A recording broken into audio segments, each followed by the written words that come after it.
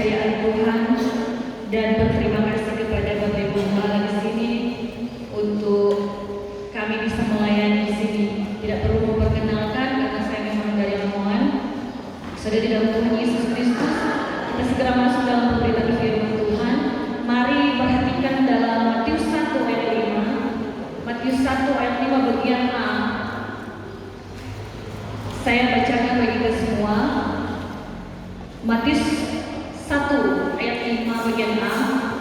Salomo memperanakan Boaz dari Rahab. Puji Tuhan. Bapak Ibu Saudara kasih dalam Tuhan Yesus Kristus, ada nama Rahab yang dicatat dalam silsilah Yesus Kristus. Nah, siapa Rahab ini?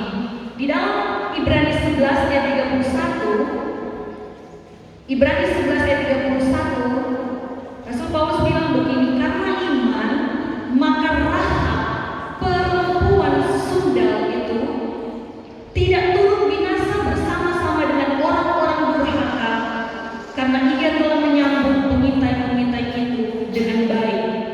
Satu kenyataan yang kita bisa temui dalam pembacaan Ibrani 11 ayat 31, di sana dijelaskan bahwa Rahab itu perempuan sundal.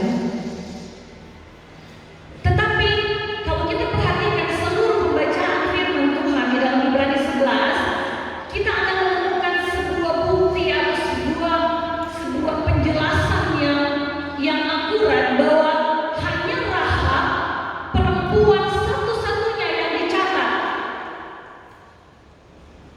yang menjadi saksi iman, yang lainnya laki-laki. Nah, perhatikan Bapak Ibu bahwa Rahab si perempuan sundal ini sangat istimewa. Nah, mari sama-sama kita akan belajar apa keistimewaan dari Rahab. Statement iman yang kita sudah sama-sama ketahui tadi, ketika Ibrani menjelaskan iman yang ada pada Rahab, itu sebenarnya ada dalam sebuah kejadian di dalam Yosua 2 ayat 9 sampai 11, ya, di mana Rahab ini menyembunyikan dua pengintai. Kita tahu kisah ini bagaimana bangsa Israel mau masuk ke tanah Kanaan, tanah yang dijanjikan. Kemudian Yosua mengutus dua pengintai. Nah, mereka akan menghadapi terlebih dahulu adalah Yeriko. Dua pengintai ini masuk, singkat cerita masuk di kota Yeriko dan memasuki rumah dari Rahab. Dan kalau kita perhatikan di dalam Yosua 2 itu sudah dijelaskan juga mulai dari ayat pertama itu bagaimana Rahab dicatat sebagai seorang perempuan sundal. Nah, di dalam kisah ini bagaimana Rahab mengakui kemahakuasaan dari Allahnya bangsa Israel. Bagaimana Allah menuntun bangsa Israel keluar dari Mesir dan bagaimana Allah menyertai perjalanan mereka menyeberangi laut Kosum. Ya, dan bagaimana bangsa Israel mengalahkan bangsa-bangsa yang lain. Itu disampaikan oleh Rahab. Dan Rahab juga menyatakan bahwa Allah bangsa Israel itu ditakuti oleh Yeriko karena bangsa Israel punya Allah yang besar. Nah, di dalam ayat 9 sampai 11 di sana dia berkata, aku tahu bahwa Tuhan telah memberikan negeri ini kepada kamu dan bahwa kengerian terhadap kamu telah menghinggapi kamu dan segala penduduk negeri ini gemetar terhadap kamu. Kata aku tahu di situ menyatakan bahwa imannya dia setelah dia mendengarkan perbuatan-perbuatan Tuhan yang luar biasa bagi bangsa Israel, dia yakin bahwa negeri itu, Yeriko itu akan diberikan kepada bangsa Israel.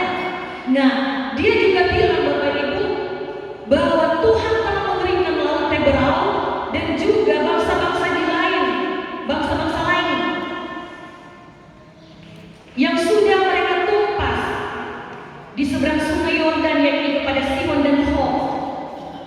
Perkara-perkara yang ajaib itu sehingga membuat ibu iman percaya daripada Rahab. Bapak Ibu sudah dikasih dalam Tuhan Yesus Kristus. Nah, kita akan belajar firman Tuhan yang saya akan beri judul tanda yang dapat percaya. Sekali lagi judul firman Tuhan, tanda yang dapat dipercaya. Yosua 2 ayat 12, kita fokus. Maka sekarang bersumpahlah kiranya demi Tuhan bahwa aku telah berlaku ramah terhadapmu, kamu juga akan berlaku ramah terhadap kaum keluargaku, dan berikanlah kepadamu suatu tanda yang dapat dipercaya, bahwa kamu, ayat 13, akan membiarkan hidup ayah dan ibuku, saudara-saudaraku laki-laki dan yang perempuan, dan semua orang mereka, dan bahwa kamu akan menyelamatkan kami dari maut. Nah, ini dia ungkapkan ketika dia menyembunyikan dua pengintai ini dan menutupnya dengan rami di atas suatu rumahnya. Nah, Bapak Ibu Saudara terkasih dalam Tuhan Yesus Kristus, dalam kejadian ini rupanya keberadaan dua pengintai ini sudah diketahui oleh beberapa orang dan disampaikan kepada Raja Yeriko, dan tindakan yang dia lakukannya adalah menyembunyikan mereka. Karena dia menyembunyikan kedua orang ini, dia temui dua orang itu dan meminta tanda agar dia dan keluarganya, bahkan seluruh yang ada dalam keluarganya, bisa selamat. Saudari di dalam Tuhan Yesus Kristus, pengertian tanda itu sendiri, tanda dipakai menjadi patokan untuk mengingat tempat, mengingat sesuatu, mengingat orang. Misalnya ada tanda lahir, kita ingat siapa orang tersebut dari tanda-tandanya, dari tempat juga. Mengingat perbuatan seseorang atau kita kenal dengan tanda jasa, mengingat atau sebagai petunjuk daripada sebuah tempat atau petunjuk apa yang harus dilakukan, yang kalau kita melihat tanda-tanda dalam lalu lintas misalnya. Nah, itu yang pengertian tanda. Rahab meminta dua pengintai yang diutus Yosua untuk memberikan tanda yang dipercaya dengan bersumpah. Dan bersumpah bukan sembarang sumpah, yang dia minta adalah sumpah demi Tuhan. Dua pengintai ini, Bapak Ibu, tidak memberikan sebuah surat yang kemudian ditandatangani, kemudian diberikan petrai agar dapat dipercaya seperti halnya kita mengadakan sebuah perjanjian. Tidak. Apa yang menjadi tanda yang dapat dipercaya bagi Rahab? Pertama, kita akan melihat Yosua 2 ayat 18. Ada 4 hal yang akan saya bagikan kepada kita semua. Yosua 2 ayat 18. Di sana firman Tuhan berbunyi, sesungguhnya apabila kami memasuki negeri ini, kata kedua pengintai, haruslah, perhatikan kata haruslah, tali dari benang kirmisi ini kau ikatkan pada jendela tempat engkau menurunkan kami, dan ayahmu serta ibumu, saudara-saudaramu dan seluruh keluarga engkau kumpulkan di rumahmu. Ada apa dengan benang kirmisi yang harus menjadi tanda yang dapat dipercaya bagi Rahab? Kalau kita melihat ayat sebelumnya, di dalam ayat yang ke-15, ternyata ada sebuah tindakan yang dilakukan oleh Rahab untuk menyelamatkan kedua orang ini. Tadi ketika dia menyembunyikan kedua orang ini di atas rumahnya, ternyata setelah orang-orang suruhan dari raja atau orang-orang yang datang bertanya kepada dia, di mana ada dua orang yang kami curigai datang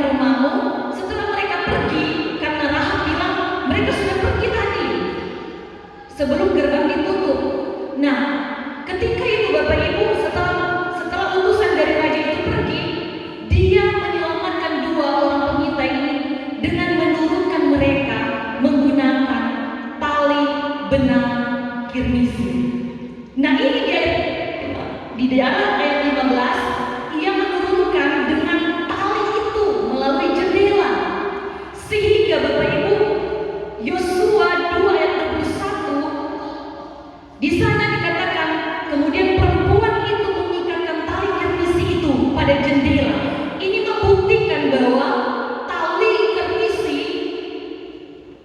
adalah tanda perjanjian mereka, tanda yang dapat dipercaya. Jadi dengan tali itu Rahab menyelamatkan dua pengintai, dan dengan tanda itu dia akan diselamatkan. Dengan tali yang sama, saudari di dalam Tuhan Yesus Kristus, kebenaran pertama yang kita dapati dalam pemberitaan firman Tuhan adalah tali yang dipakai Rahab untuk menyelamatkan pengintai. Dengan tali itu juga di kemudian hari menyelamatkan Rahab.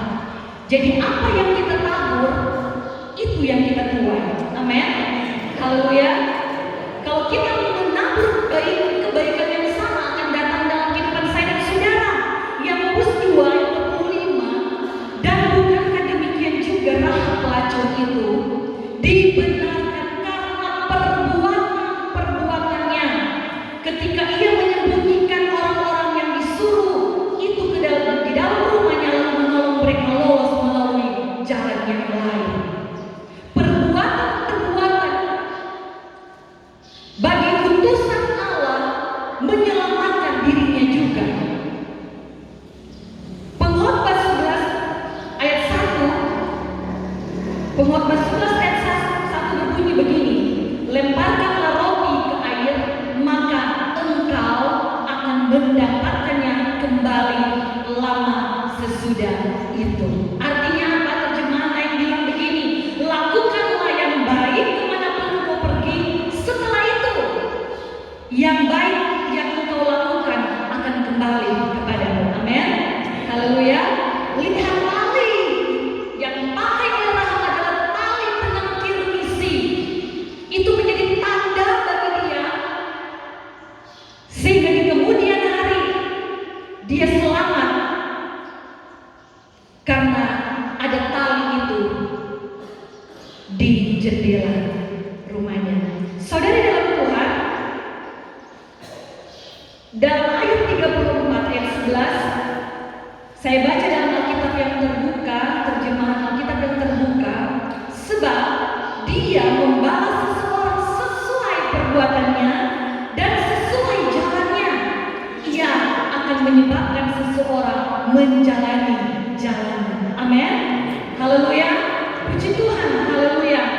Makanya Galatia 6 ayat 9 bilang bagi saya dan saudara, jangan jemu-jemu berbuat baik. Haleluya. Puji Tuhan. Karena apabila sudah datang waktunya, kita akan menuai kalau kita tidak menjadi lemah. Puji Tuhan. Yang kedua, mengapa tanda yang dipercaya harus, kata dua pengintai tadi, harus tali dari benang kirmisi. Kirmisi itu adalah warna pasca, warna merah tua, warna pasca yang kita sering pakai ketika perayaan pasca. Kirmisi itu di Alkitab melambangkan pengorbanan. Dan ternyata bahan yang dipergunakan untuk membuat warna itu, Bapak Ibu, adalah seekor ulat yang dinamakan ulat kirmisi. Ya, ulat kirmisi ini yang menghasilkan warna merah, scarlet kalau bahasa Inggrisnya. Nah, saudari dalam Tuhan Yesus Kristus, ini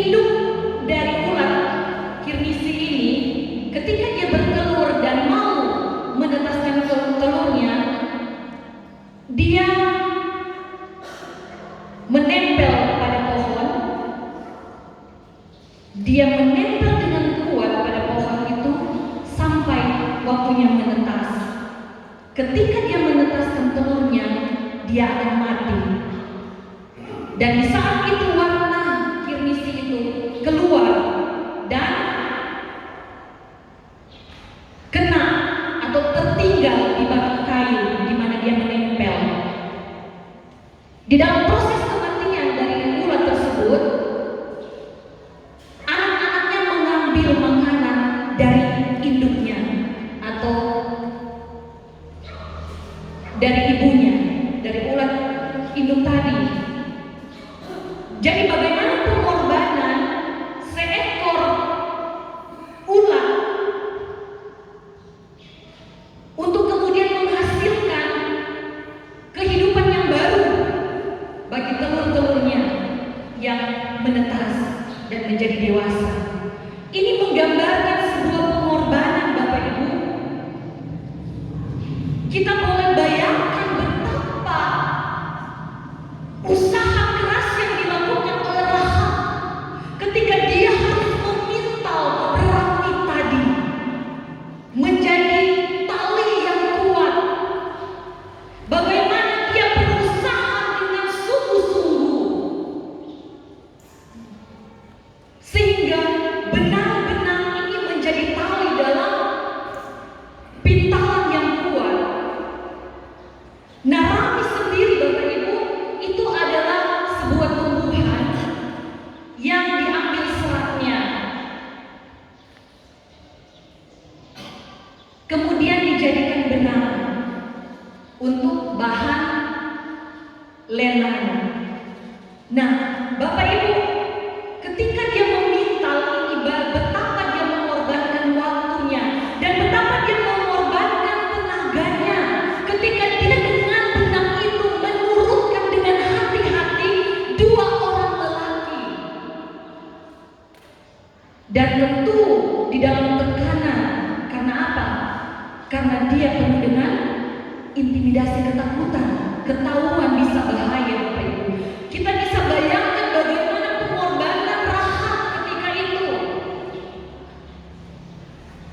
Saudara dikasih dalam Tuhan Yesus Kristus, Rahab begitu berjerih lelah untuk menyelamatkan 2 pengintai bangsa Israel ini. Dia mengambil resiko yang besar dari perbuatannya tersebut.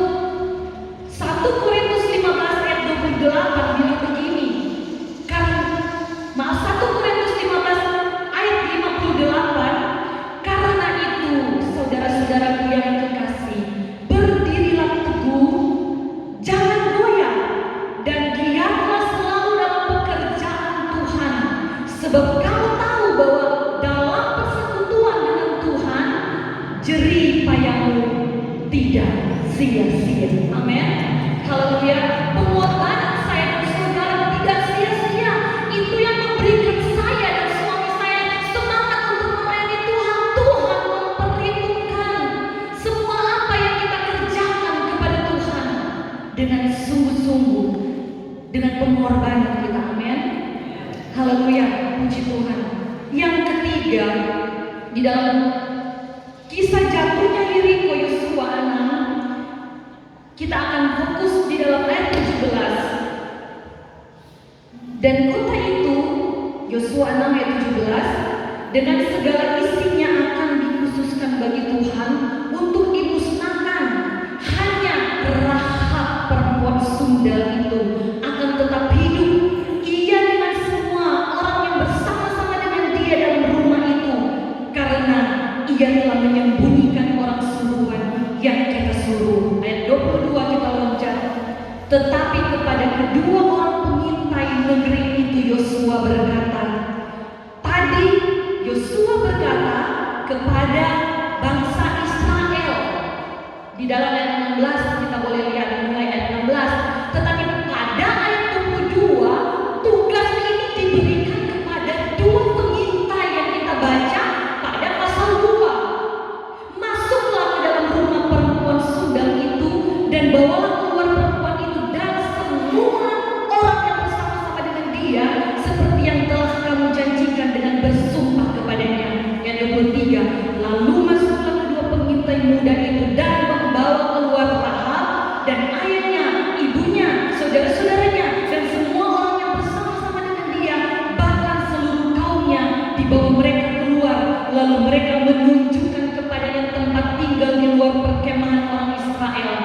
24, tetapi kota itu dan segala sesuatu yang ada di dalamnya dibakar dengan api. Hanya emas dan perak, barang-barang tembaga dan besi ditaruh mereka ke dalam pembendaraan rumah Tuhan. Ayat 25. Demikianlah Rahab perempuan sundal itu dan keluarganya serta semua yang bersama-sama dengan dia dibiarkan hidup.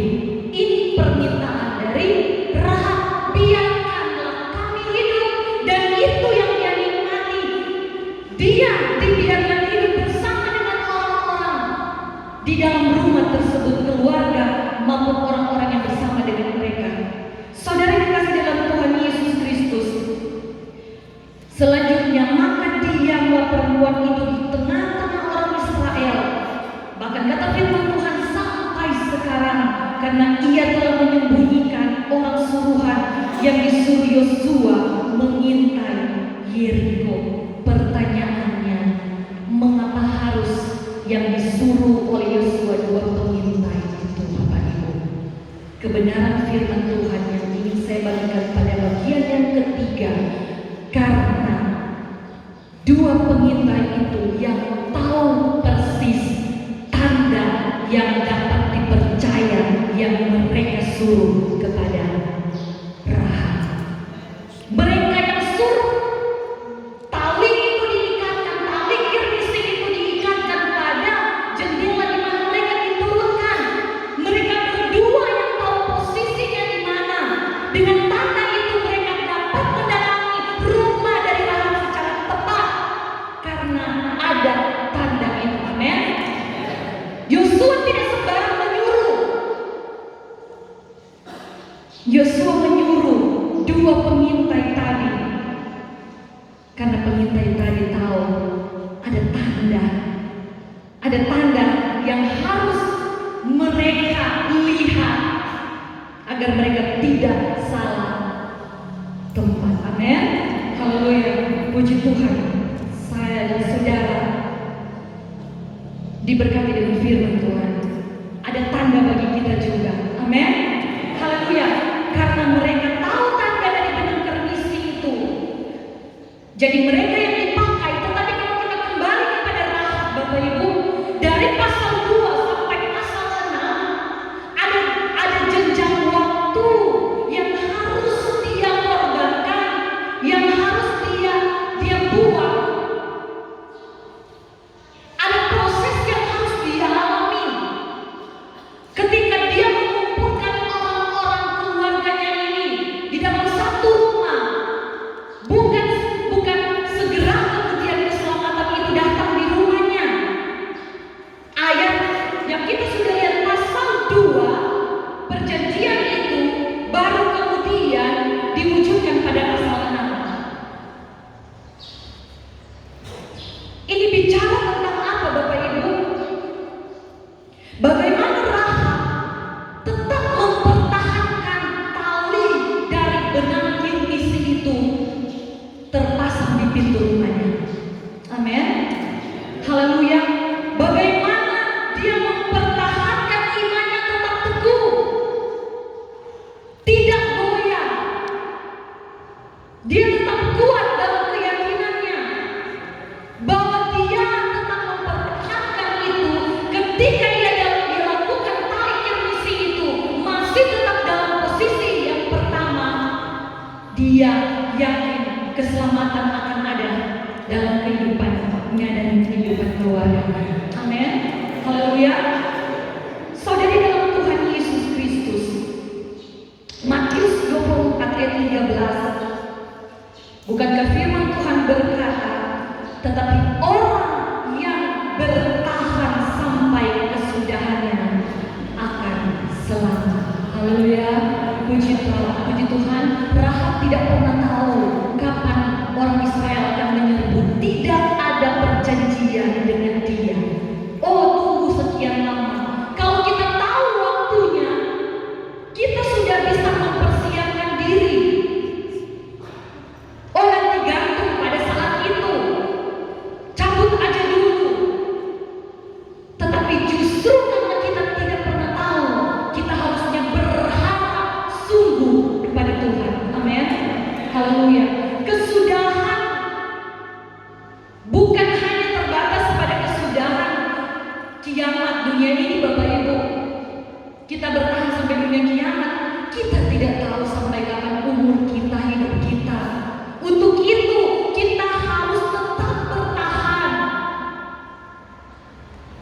Haleluya, puji Tuhan. Haleluya. Yang keempat, yang terakhir, ternyata tanda tali benang Kirmisi bukan hanya tanda keselamatan bagi Rahab secara pribadi, tetapi juga bagi seisi rumahnya, bagi orang tuanya, bagi kakak adiknya, dan bagi orang-orang yang menyertai mereka semua. Ya, yang penting seisi rumah tidak boleh keluar. Kepala penjara Filipi dalam Kisah Para Rasul 16 ayat 30 bertanya kepada Paulus dan Silas, bagaimana supaya aku bisa selamat? Apa yang harus aku perbuat?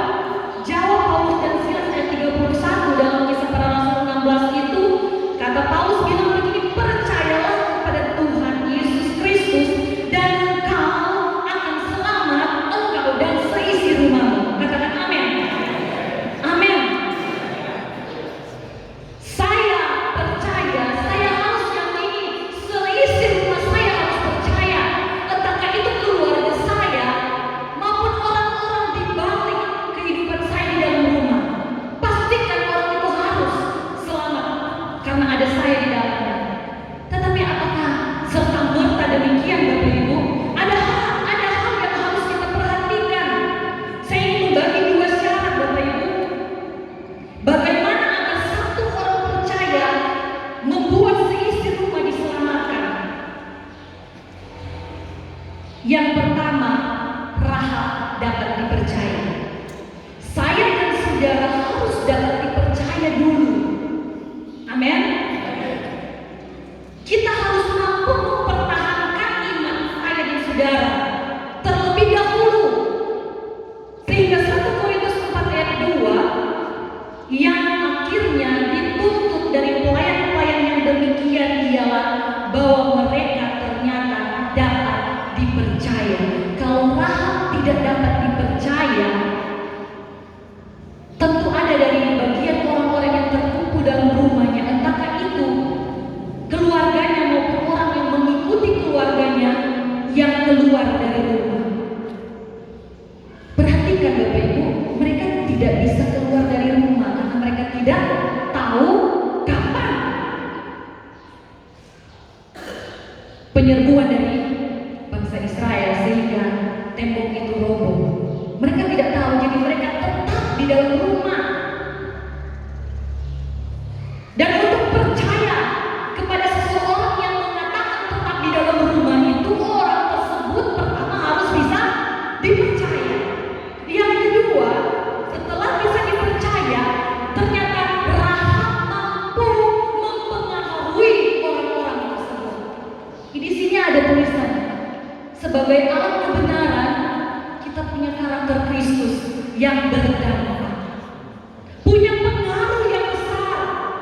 Bagaimana dia mengumpulkan keluarga dalam satu rumah dan meyakinkan tentang sesuatu yang tidak masuk akal sebenarnya.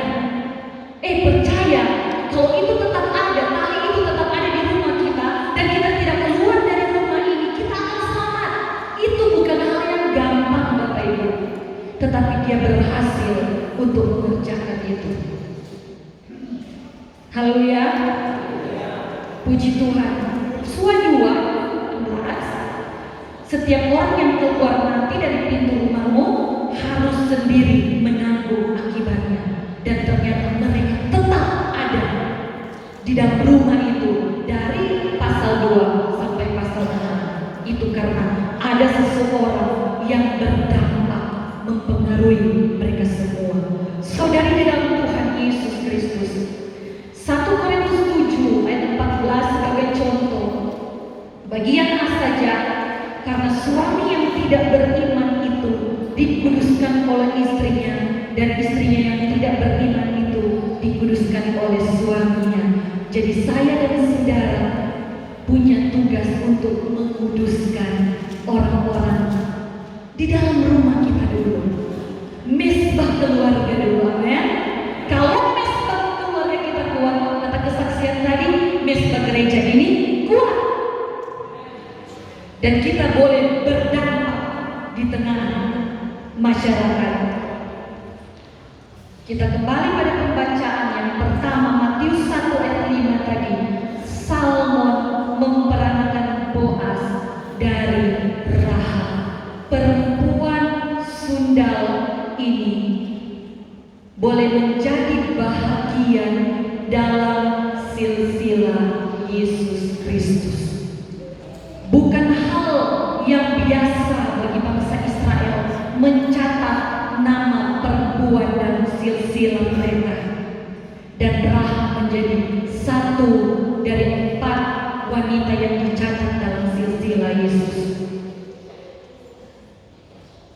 Rahab mendapat tanda yang dipercaya itu dengan tali kirmisi tadi, tali benang kirmisi tadi. Saya dan saudara mendapat tanda yang dipercaya. Tanda yang dapat dipercaya bagi saya dan saudara adalah tanda salibnya Yesus. Amin. Kita sudah ditebus. Pengorbanan Yesus. Salib itu bicara kasih Tuhan dalam kehidupan saya dan saudara. Darah Yesus yang tercurah bagi kita. Saya pernah bicara, Tuhan tahu dalam hati saya, kita mengenal baptisan air, kita mengenal baptisan Roh Kudus, kita lakukan juga baptisan itu, tetapi hanya Yesus yang melakukan baptisan darah.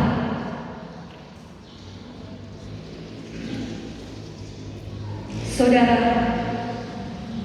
dari ujung rambut sampai ujung kepala, Dia penuh dengan darah.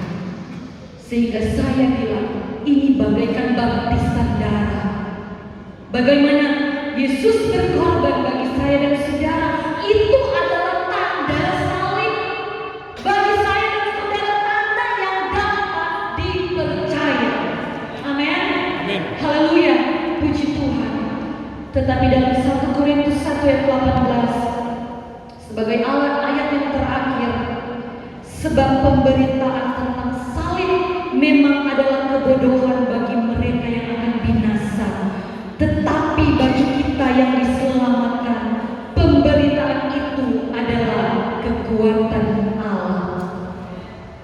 Tali benang kirmisi itu bukan sesuatu yang masuk akal untuk dipercaya oleh Rahab dan keluarganya. Kenapa bukan tanda yang lain, Bapak Ibu? Tutup pintu kuat-kuat, dikasih kunci yang tidak bisa dibuka oleh orang lain. Tetapi mengapa harus tanda benang tali kirmisi ini? Itu melambangkan harus ada salib sebagai tanda untuk keselamatan saya dan saudara. Amin. Haleluya, puji Tuhan. Memang salib itu bagi orang yang akan binasa. Dunia melihat salib itu sebuah kebodohan, tetapi bagi saya dan saudara pasti karena sebagai utusan-utusan yang dapat dipercaya. Amin. Haleluya. Sehingga ketika aku menyampaikan tentang salib, orang percaya kepadamu, orang bisa diyakinkan daripadamu tentang keselamatan dari Yesus Kristus itu sendiri melalui karya salib itu. Haleluya, puji Tuhan. Sebuah kebodohan untuk percaya benar tali kirmisi itu menjadi penyelamat. Bukankah juga salib adalah kebodohan? Tetapi bagi kita, ketika kita melihat salib itu, iman percaya kita dikuatkan. Amin. Kekuatan Allah menyertai saya dan saudara. Puji Tuhan. Haleluya. Jadi kesimpulan 4 hal yang saya bagikan bagi kita. Pertama, teruslah berbuat baik. Perbuatan baik kita akan menyertai kita, karena perbuatan baik adalah karakter Kristus. Amin. Kasih itu karakter Kristus. Yang kedua, jangan kita jemu untuk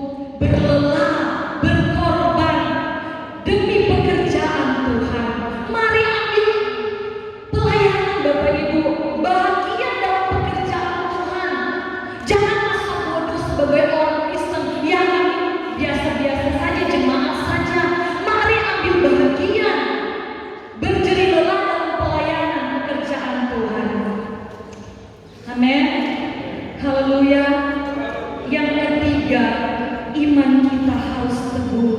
Pegang janji Tuhan. Pegang janji Tuhan. Janji-janji Tuhan pasti akan digenapi dalam kehidupan saya dan saudara. Ketika tadi kita bicara tentang keselamatan, itu menggambarkan bukan hanya keselamatan nanti kita mengakhiri hidup di dunia, tetapi keselamatan-keselamatan yang dalam kehidupan kita sehari-hari, dalam pergumulan kita, akan ada datang pertolongan sebagai keselamatan bagi saya dan saudara. Dalam usaha kita, rumah tangga kita, mungkin ada pergumulan, tetapi mari kita pegang teguh janji firman Tuhan. Jangan ragu sampai jawaban doa itu datang bagi saya dan saudara. Amin. Yang keempat, kita punya tanggung jawab iman. Ketika kita berbuat baik, kita berkorban, ketika kita memberi diri dalam pelayanan dan menjaga iman kita semakin teguh di dalam Tuhan, jangan lupa kita menjadi bahagian bagi orang-orang yang bertanggung jawab dalam iman, dalam penginjilan. Jangan pakai keselamatan itu sendiri, pedulilah juga dengan keselamatan orang lain. Berbeban dengan orang lain. Gereja ini berdampak, tetapi sebelum kita berdampak, gereja ini harus dapat dipercaya, sehingga ketika kita keluar dari gereja ini, karakter Kristus bisa terpancar bagi orang lain. Kita menjalankan tanggung jawab iman kita. Banyak orang yang datang kepada Tuhan melalui apa yang kita pancarkan. Salib itu juga boleh menjadi tanda yang dapat dipercaya bagi orang lain. Puji Tuhan, Tuhan Yesus memberkati saya dan saudara. Dan dari hal empat ini Bapak Ibu, kita belajar dari kehidupan Rahab yang diselamatkan, dan kita pun belajar untuk percaya kepada tanda salib itu. Kita dicatat di dalam kitab kehidupan. Tuhan Yesus memberkati. Saya kembalikan